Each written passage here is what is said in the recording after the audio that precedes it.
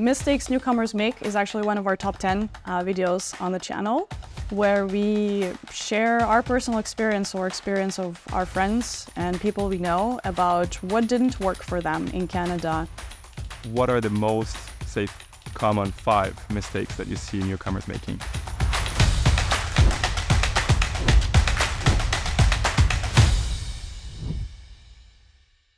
Welcome to our first virtual episode of the Canadian Dream podcast. Today, I am talking to someone who has become a star on YouTube, talking about Canada, immigration policies, best places, worst places, Canadian dreams, Canadian nightmares. I have a lot of questions for this lady, and I hope that we're going to answer some of your questions too, wherever you are in the world. If you're thinking about coming to Canada, or if you have already come to Canada, this is the person you want to listen to. Welcome, Anastasia, on our podcast. Thank you, Elton. I'm really excited to be here, and I'm looking forward to our chat. You have a channel called Make That Change on YouTube, and you talk a lot about what we are all about on the Canadian Dream podcast. Who are you, and how the heck did you end up here in Canada? I came to Canada with my parents at the age of 19 from Russia. It was an interesting age for me because I had a choice of staying back home or moving to Canada. And honestly, part of me really did not want to move. I felt like I was living the best times of my life there. I was at university. I had the best friends, the best everything. But then there was this interesting Canada that was somewhere on the horizon. And I had made a decision to come with my parents and at least to get Canadian education and then figure out what to do next. And then I guess fast forward to today, we're here. You don't have the typical Russian accent. Did you already speak English before moving to Canada? I did a little bit. So my mom loved English. So as long as I remember myself growing up in Russia, my mom always spoke Russian. She always read me, my mom always spoke to me in English. She read books to me in English, and she made sure that I learned English as I was growing up as well.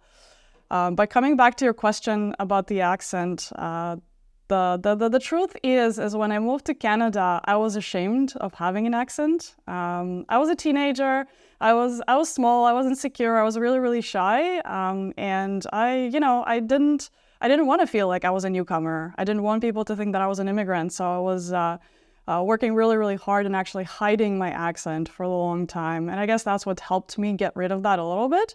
But over time, I've grown up and I've realized that actually having an accent is cool. How hard was it for your parents to adapt?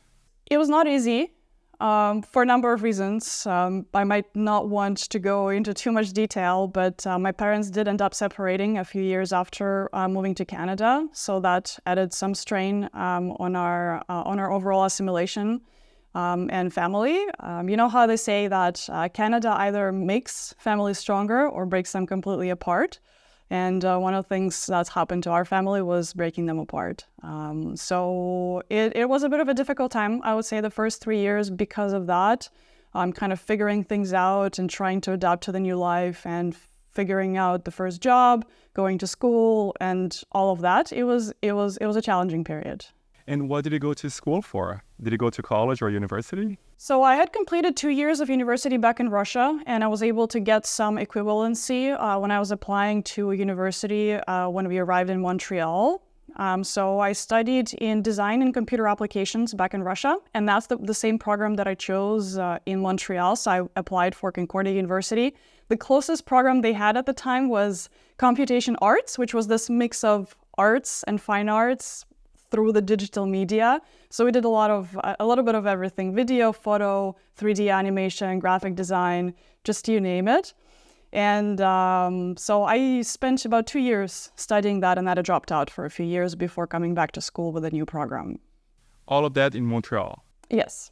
Did you speak French? I did not speak any French before moving to Canada. We arrived to Canada in October 2009. And when I applied to university, my school was supposed to start in September. So I had almost a year of basically free time and doing nothing. So one of the things that we took advantage of when we came was the francisation, the French immersion program, where you take French language courses 5 days a week for 6 hours a day, every single day for about 2 months. So I did that for the first 6 months in Canada. And eventually you moved out of Montreal. Where did you go to next? So I moved to Toronto in 2019, just a few months before the global pandemic and the lockdowns happened. Did you have a job in Toronto, or did you have someone in Toronto? Was there a love story behind this idea to move? Not yet, but I went to Toronto for job opportunities. So I always wanted to live in Toronto because I felt like Montreal felt a little bit too small for me. So I was always kept an eye open for different job opportunities there. And one of those opportunities came along and I said yes. So I moved to Toronto after signing a contract for a new job. And when did you have the idea to start a YouTube channel? When the lockdown happened, all of us spent a lot of time at home, and I spent a lot of time watching YouTube and seeing how different, basically, people shared their experience and were building successful businesses based off YouTube. And part of me was always wondering, I wonder if I have something to share with people, if I have something to teach the audience. So I had this curiosity around just the idea of sharing knowledge with the rest of the world. And in 2020, I actually got an opportunity to join a startup accelerator. So I quit my job completely and I joined a startup accelerator, and I had 3 months to essentially try to find an idea, validate it, and build a business. Long story short, that business didn't work out. It all failed, but then that experience forever corrupted me. I've realized how fulfilling it is to actually working on things that you love and the things you believe in, the way you believe, or the way you think that the things should be done. So I started thinking about what is it that I could do. And one of the biggest lessons that I've learned from that accelerator experience was that if you have a problem to solve, if you have a product, the most challenging part is to bring it to market. The most challenging part is to find people who are interested in that product in the first place. And that was one of the things that I lacked.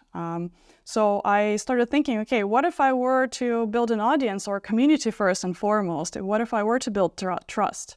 And that's where kind of the idea of YouTube started coming around, where you're building that credibility and trust firsthand, you're giving value to people, and that makes everything else in business so much easier. So that was kind of my approach to launching and starting a business. So my partner and I, Anna, we sat down one day and we wanted to do something together.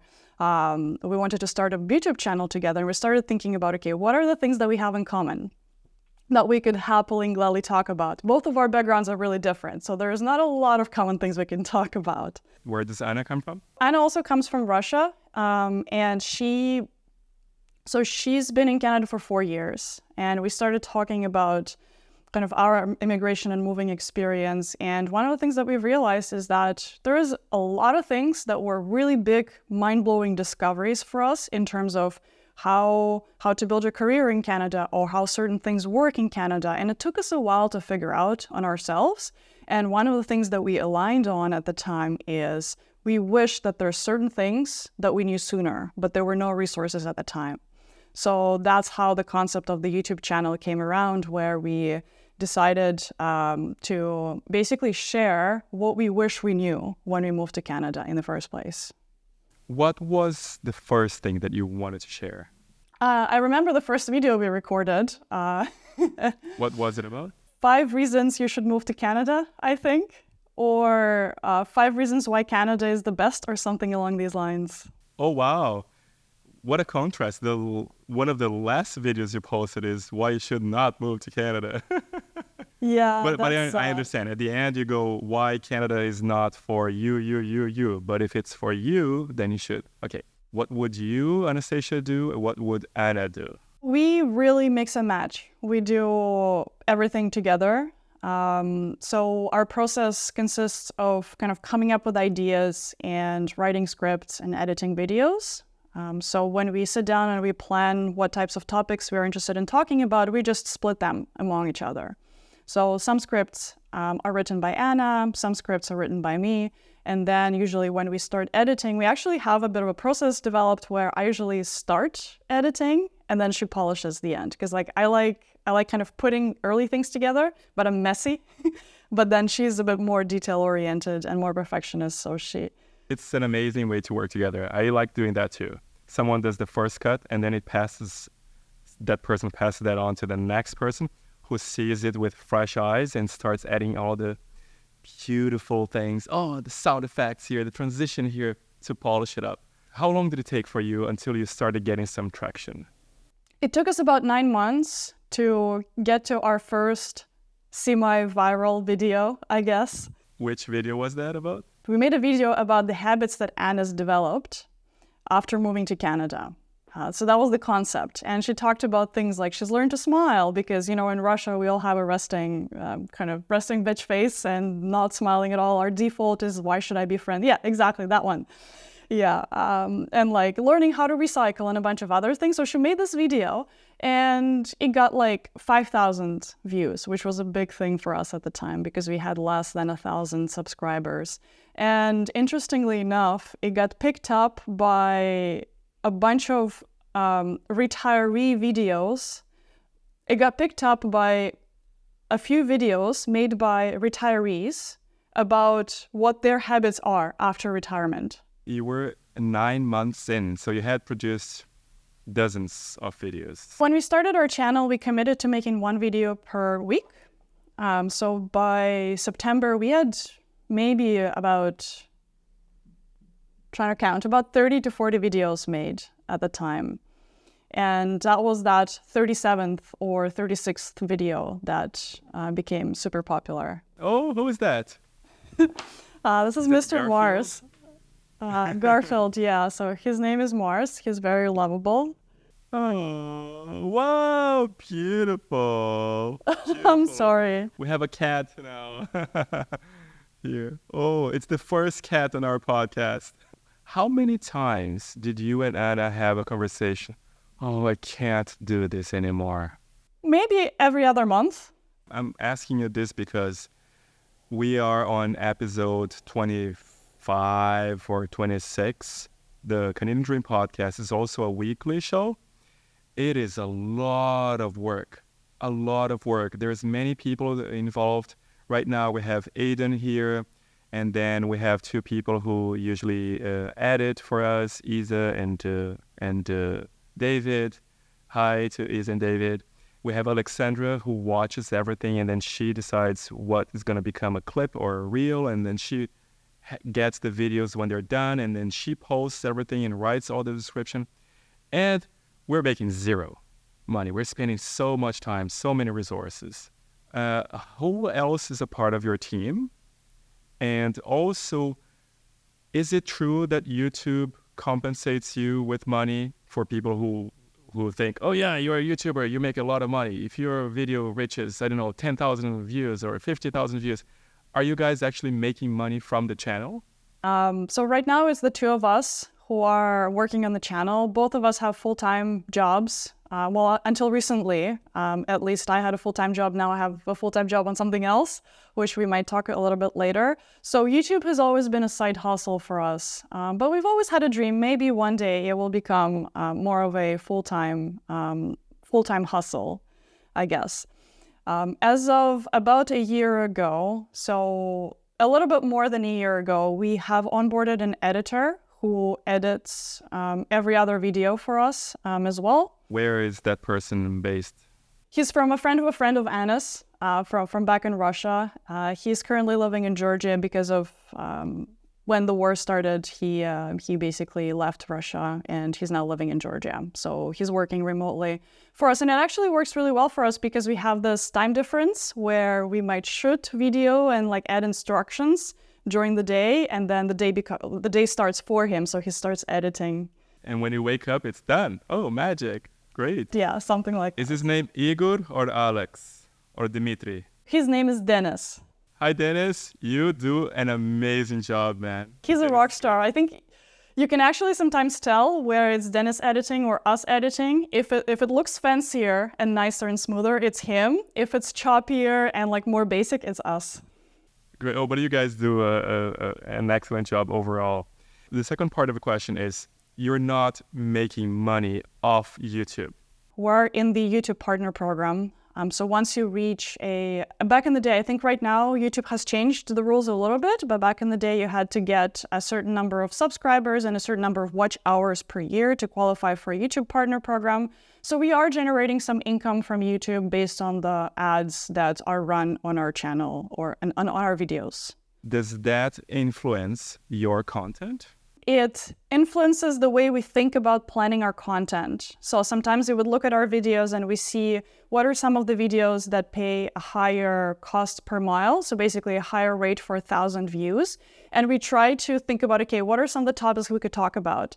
It happens that any finance-related topics pay the best and pay the most, but we're not finance people. We don't have authority in finance. So those videos typically don't do well. So while the CPM or the cost per 1,000 views is higher, the views are lower. So we actually don't end up making that much money. And then there are other topics and things that are much more popular that we know are going to gain a lot of views, but they have a lower price per 1,000 views. That's very interesting. Who is your audience and what are they looking for? Our audience is split between two large groups, which is people who are planning on moving to Canada in the next 3 to 9 months, I would say, and people who have recently moved to Canada and are currently living in Canada. And within those subgroups, we have different types of folks. We have people who are international students, we have families who are moving to Canada, or we have singles who are moving to Canada, and some folks who are coming on a work visa as well. And what kind of content did you notice that works best for them? Also a tricky question for a number of reasons. So one, the worst reason is that the negative content sells best. So the second video that went viral for us was the video we made on why people leave Canada. And an interesting thing that we observed around this video, we released this video during COVID when there were still lockdowns happening. And we could see our views graph would correspond with lockdowns that would be imposed during the pandemic. So sometimes, remember how they would lift the restrictions and it would get a little bit nicer and then the cases would spike and then they would kind of put the restrictions again. So there were these waves. And interestingly enough, our video on why people leave Canada would coincide, our spikes in views on that video would coincide with those times as well. There was one video, I think it's 8 mistakes that newcomers make when they come to Canada. But there's also another video about things I wish I didn't know or I wish I knew before coming to Canada, or things that people should know before coming to Canada. Mistakes newcomers make is actually one of our top 10 videos on the channel, where we share our personal experience or experience of our friends and people we know about what didn't work for them in Canada, why they either went back home or just haven't managed to succeed and file their footing in Canada just yet. Without explaining them so much, what are the most, say, common 5 mistakes that you see newcomers making? Sometimes they decide to come because why not? So they think, well, there's an opportunity to live and move to Canada. Why not do it? It doesn't work that way. A lot of people move and they don't do enough research. They don't do enough preparation to understand how they can live here, what kind of jobs they can work in, and what's the overall Canadian culture is like. So those two, I would say, are some of the major reasons why. There's also I think there's some commonalities in people who succeed and are happy in Canada and those who don't. And I feel like the mindset with which you come to Canada, the open mindset, openness to new experiences is one of the biggest deciding factors for your satisfaction in Canada and for your success. Those are 3. A fourth one is some newcomers, when they come, they tend to stick to their own communities. So they continue living in the culture that's familiar to them. Sometimes they even work in their own language and they hang out basically in the same space. That also doesn't work for newcomers because that doesn't encourage you to learn English. You don't integrate into the new culture. And then if something happens and you happen to be outside of your community in Canada, suddenly it feels cold, it feels foreign, and you're not happy. One more? I feel like those are the four big ones. Do you have one off the top of your mind? Is there something that I haven't mentioned that you've observed? Well, I think one is not preparing, especially with the language. Another mistake, number 6, would be networking, not networking. We have, I have seen it so many times. People wasting their time. They get here and they're so focused in their day-to-day lives without thinking that they have to make an effort to go and meet people every day. And that is going to make their next month easier, next year way easier, and the next 5 years way easier if they meet more and more people. Yeah. And also because we know, we as a team here, we work a lot with colleges and universities as well, and other international schools. We meet a lot of international students, and we see that many times they are not paying attention to the nuances of the Canadian culture. They're still talking the way they used to talk. They're still saying things they used to say without noticing. Because one thing, I think you're going to agree with me, and know your channel, I know we agree on many things. Canadians are too polite to give you feedback. They will ghost you. They will avoid you. They will not respond to you anymore. They will not interact with you anymore because they struggle with giving feedback. But so it's up to you to watch and observe. Oh, here is what I should be doing. Here is how I should be talking. And then you don't know why you're not getting any jobs. You don't know why people are not inviting you. You don't know why they were so friendly to me. And then when I followed up, they never answered my emails or they never answered my calls. Yeah. I absolutely love that you mentioned that because it's one of the points that I intuitively feel many people oversee and overlook. But it's also hard to articulate, and it's hard to put like in a nice and concise kind of point that you might want to, let's say, talk about. So I am super happy that you've actually really nicely articulated and put it together. But you're right, it's all about kind of picking up those nice nuances and understanding and seeing the sequences in which Canadians say things or the way they behave, and kind of understanding and dissecting that and kind of learning from that as well. This is just spot on. I love it. Recently, and this person might watch this, I'm not shaming anybody, but someone approached us asking for a job about a year ago on WhatsApp. And then he started asking me a few questions that were not the questions you would ask someone you're asking for a job to. So, for example, where can I get a cracked software? Like a pirate version of Photoshop and After Effects. Man, I don't know. We buy the software here. I don't know. And if I knew, I couldn't tell you. I don't even know you. You were asking for a job 2 days ago. And then I had to stop talking to him, etc. And it was painful because then the day came when I met his wife. We were at the same event, and then she came to me and I want to talk to you. What happened? Why did you stop responding to my husband? And I told her, look, I understand all these things that he doesn't know about the culture, but I run a business, and if he's making me feel uncomfortable, I can't risk having him making our clients feel uncomfortable. So there's a huge cultural gap. And these things are things that he has to learn by himself. It has nothing to do with language skills or with professional skills. He could be the god of, say, photography. But if he's going to make my clients feel uncomfortable by asking inadequate questions, that is bad for everybody.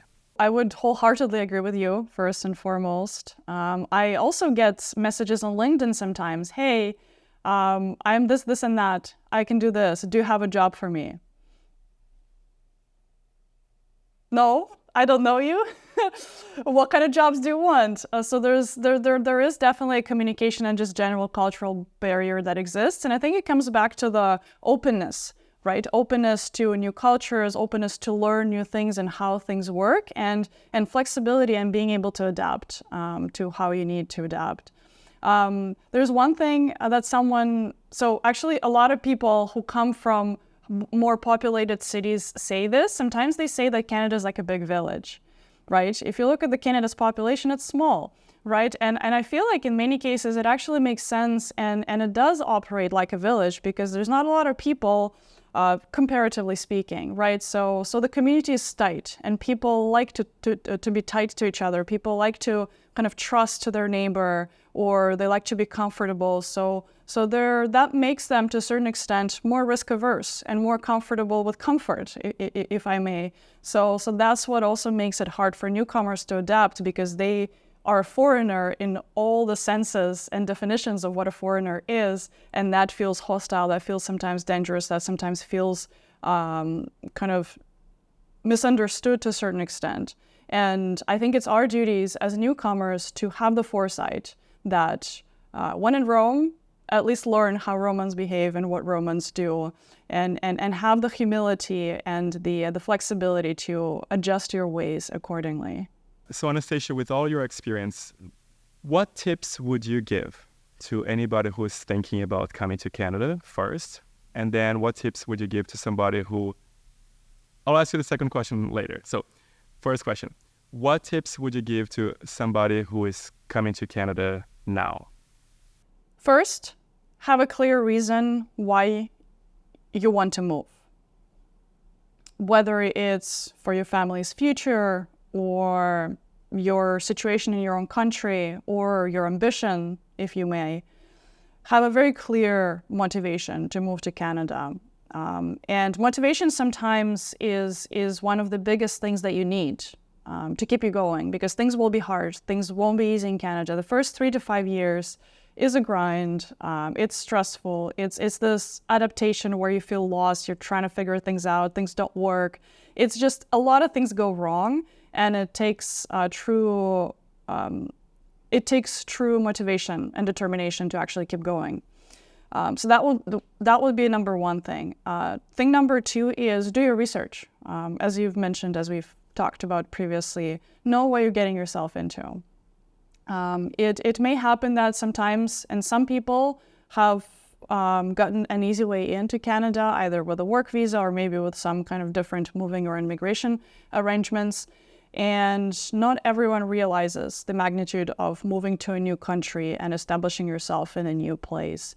And it takes preparation to be successful. There are a lot of trade-offs you'll need to make, and that's why you need to do so much research, because you need to make decision not on the excitement of, I'm coming to Canada for a better life, for a better future for my family. It's more of, I'm coming to Canada, and these are all the trade-offs that I have to make. These are all the adjustments I have to make to my lifestyle in order to potentially achieve all I want to achieve 5 to 10 years from now. That's the kind of mindset I would recommend to have, because otherwise it'll just be tough, right? We see that just recently I was looking at the report, and it says that the number of immigrants moving back to their country has increased by 30% in the last 5 years. That's a huge number. Do you think it's because they also don't like Trudeau anymore? Maybe. Any more tips? Bring a lot of money, because it's expensive to live in Canada. Definitely. Well, either you bring a lot of cash, or you do the groundwork of networking and assessing your job opportunities so that you're ready with a job as soon as you arrive to Canada. And that's actually a lot of what newcomers are doing lately. A lot of folks who have a work visa that I've been speaking with, that's the kind of mindset that they have. They're like, okay, I want to prepare and I want to make sure that I land a job before I arrive in Canada. And I think that's the single best mindset that you can also have if you're thinking of moving to Canada. Understand the job market, what you're getting yourself into, how well your experience and your profession translates into Canada. Canada is a very specialist country. They don't like generalists. I mean, in some places maybe they do, but they really like when a person can do a certain thing really, really well. Whereas in some other cultures, for example, in our culture in Russia, it's actually the more generalist you are, the better you are as a professional. And that's how our education system is structured as well. So a lot of people from our culture who come here, they struggle finding a job because they say they can do everything, but then Canadians look for an expertise in one specific niche. And that's where the mismatch happens. So I highly recommend gathering as much information as you can about your industry, your profession, and what it takes to be successful in your profession and what kind of roles you should expect to get when you arrive to Canada. I think that ties up with another topic, which is which areas of Canada are most adequate for your profile and what you want from life, because Canada is so big, just like Russia. So you have a good idea of what Montreal is like, Ottawa, Toronto. Have you been to Vancouver? We have, yeah, just a few months ago, actually, in May. Did you go to Calgary too, to the Rocky Mountains? We have been to Calgary twice. Oh yeah, it's one of my favorite places on the planet. I love the Rocky Mountains.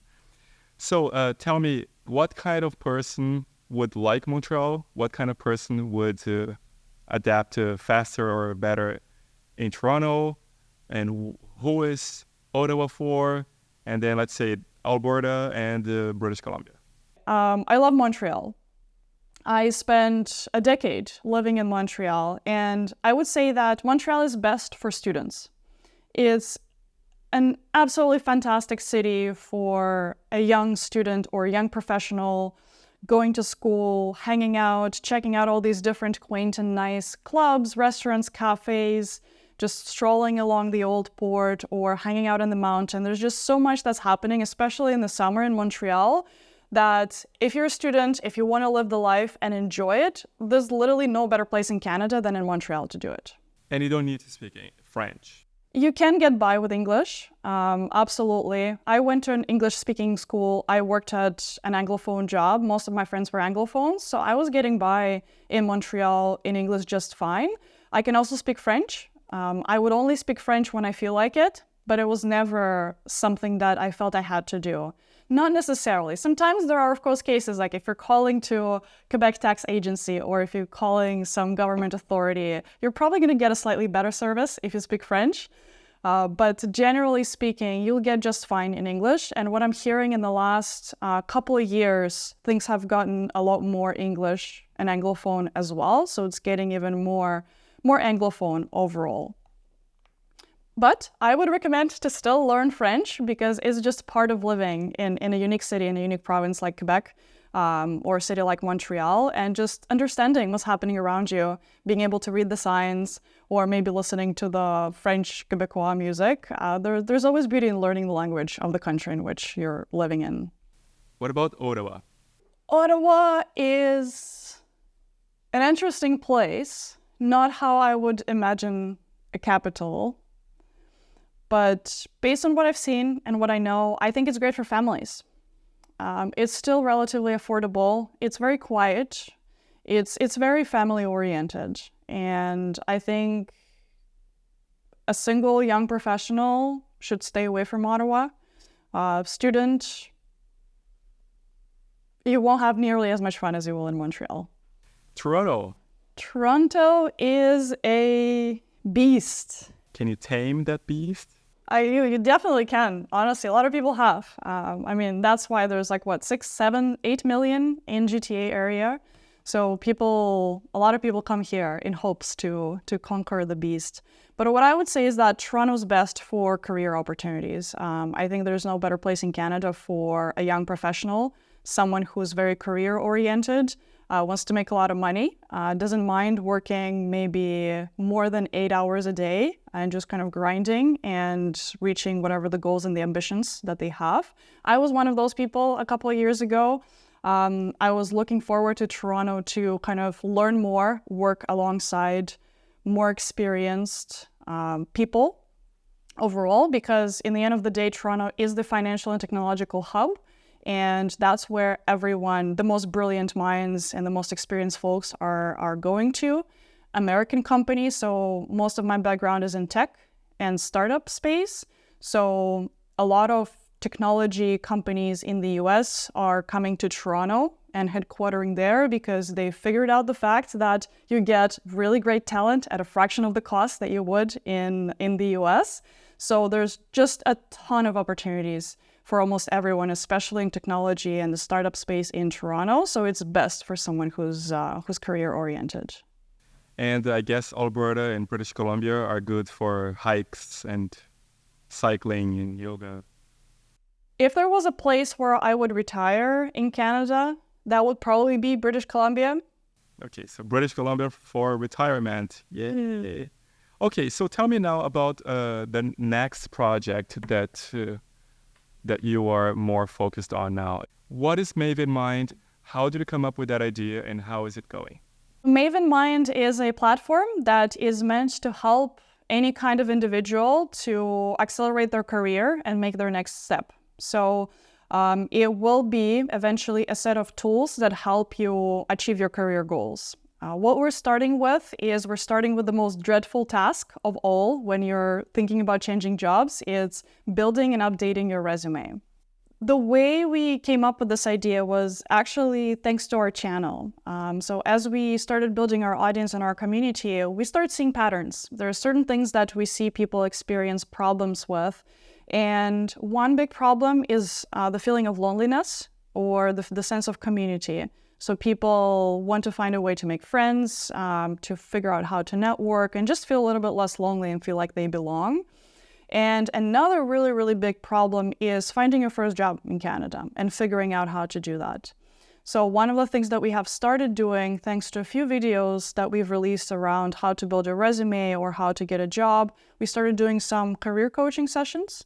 And through those sessions, we've realized how big of an opportunity there is to build a tool that's created specifically for newcomers and immigrants that is meant to teach them how to approach your job search and how to approach your career strategy for Canada specifically. There's a ton of tools that exist that are general, right, that help you kind of make different moves, but there's nothing that exists like that specifically for Canadian market and specifically tailored to newcomers who come from outside of Canada and trying to learn that.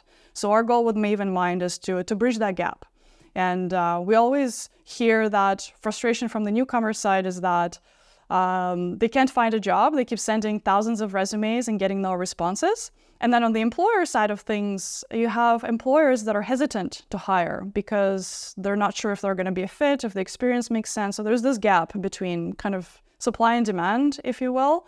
So our goal is to bridge that gap and satisfy and bring those two parties together.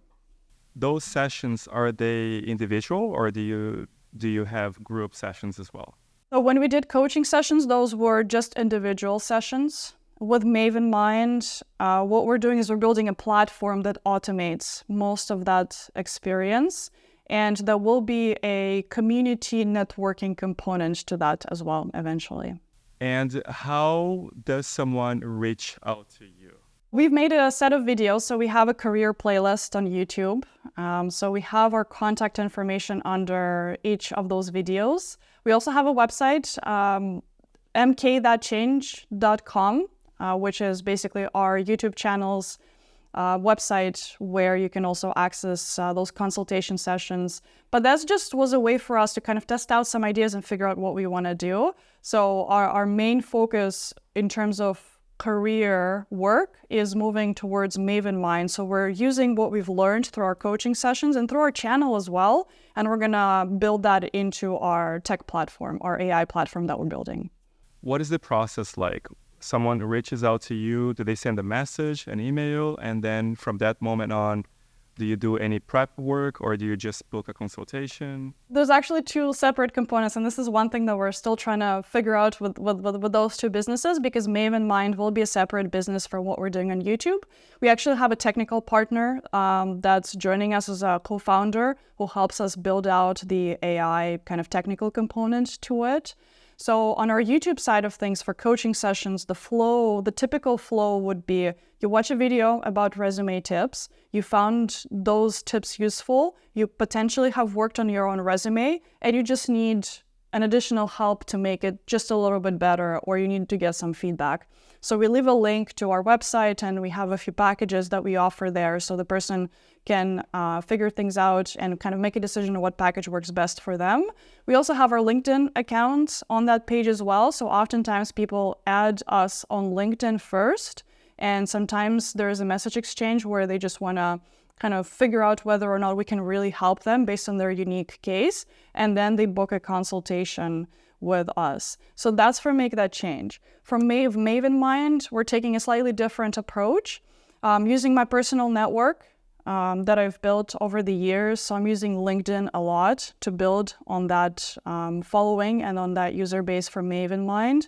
And we also have collected some interest in some emails that we've worked with in the past, or some people who subscribed to us. So we will be also reaching out and seeing if our audience wants to use our product eventually as well. We're going to put the link to Maven Mind and the other websites, all the links you want on the description for this episode on Spotify, on Apple Podcasts, and on YouTube. What are your next Canadian dreams? Or what is your next Canadian dream?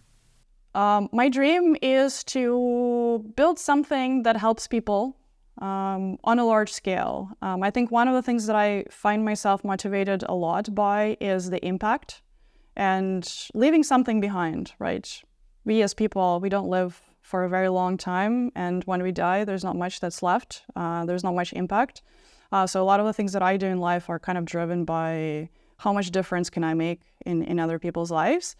So that's what motivated us to start this channel, and that's what motivated us to start Maven Mind as well, because we look at Canada as a place with literally a ton of opportunities. I know that right now a lot of people would say that, Canada's not the same, Canada sucks, Trudeau sucks, and whatever, it's destroyed, so there's no future.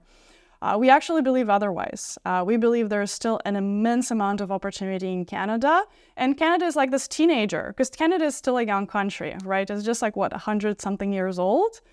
Compared to the rest of the countries that are a little bit more established. It's still a teenager, and teenagers go through this weird growth. And I feel like Canada and I feel like Canada is in this weird kind of turmoil of growth. And we feel like we can help, right? We want for newcomers to be a little bit more understood by Canadians and by the Canadian job market. I haven't rehearsed this, so I don't know how to give a proper answer to this question. I feel like I'm rambling a little bit on that as well. Yeah, but maybe let me just rewind a little bit. So I feel like we can make a really good impact on bridging that gap between newcomers and Canada and creating a better Canada just for everyone. For newcomers who are coming for a better life, and we want to make sure that it actually turns into reality. It actually hurts me to hear some of the stories, and some of my closest friends have left Canada as well because they just couldn't find themselves here. For some, it was a matter of having better opportunities elsewhere, but for many, it's just not being able to kind of crack the code or like not being able to fit the puzzle of Canada. And I'd like to make an impact on that because I feel that Canada has tremendously changed my life. And my personality as well. If you look at the 19-year-old Anastasia and her dreams and her kind of thoughts and the things that she did, it's totally different from now.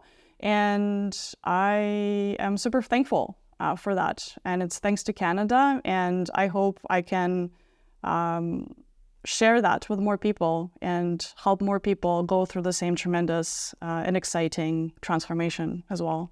Wonderful answer. I love everything you said. You are already impacting so many people's lives. For anybody who has given up on their dreams or who have hit pause, here, pause. My dreams can wait until who knows when.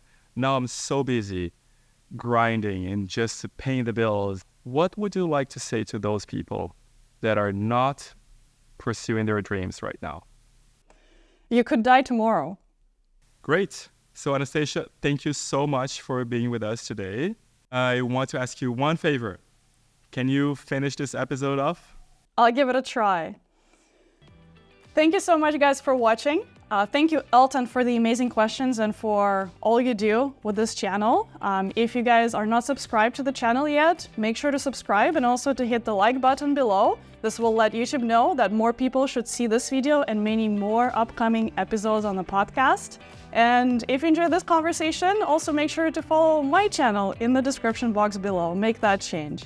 And with that being said, thank you so much for watching. Thanks again, Elton, and we'll see you in the next one. Take care.